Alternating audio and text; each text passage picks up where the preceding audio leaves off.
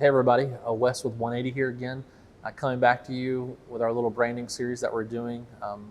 I want to just talk real quickly about a few other things that are important when you're considering branding. And when you're coming up with a good brand, you're putting time, you're putting money into creating this thing that's going to represent you. And as a business, you wanted to do that really, really well.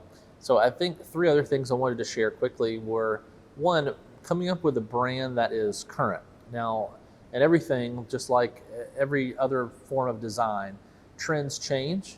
And it isn't so much that you need to keep up with them constantly, because that just leads to constant change, but rather coming up with a brand that is consistent with current trends and that does so well and simply can actually last a long time. So it's easy for people to constantly, every couple of years, come out with a new logo, but that leads to a lot of time and effort and money spent with something that really you're just kind of chasing a rabbit with that. Rather, if you spend the time and the money and the effort to come up with a better brand that represents you, can last you a long time, and it won't last you forever because it does need to be updated. Another thing that is important is that your logo needs to be consistent. Consistency is about however you use it. You need to make sure that the colors are represented well. A lot of the times I'll see people, we come up with a great color palette, and maybe they print it on this, that, and the colors are inconsistent. Because just as important as the graphic, your colors represent you. So making sure that however you use that logo, that it's consistent across the board. And coming up with a good brand or style guide will help you make sure that that happens. And then continuing to use it in the ways that are prescribed there will make sure that your brand, that you stay true to that brand.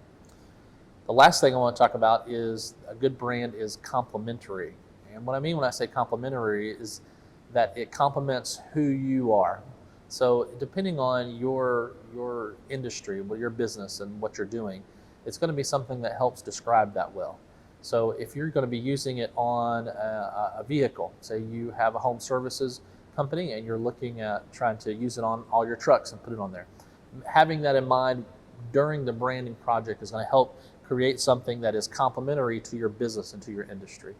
As well, you want to make sure that it is something that you use it on the web and on a truck and on a hat or on a t-shirt or something like that, that looks great across the board. So the consistency is important, and knowing what you do as a business carries into that, because it helps you understand that, hey, I'm going to use this in a lot of different ways, but here's exactly how I'm thinking about using this. So coming up with those things in a way that that whether it's the colors that are complementary to a business that you already have or you're building even, or you already have trucks that are already a certain color and you need to make sure that that is incorporated into that branding. So having that consistency and having that current and also having it complementary to everything that you're doing really helps create a great brand for you.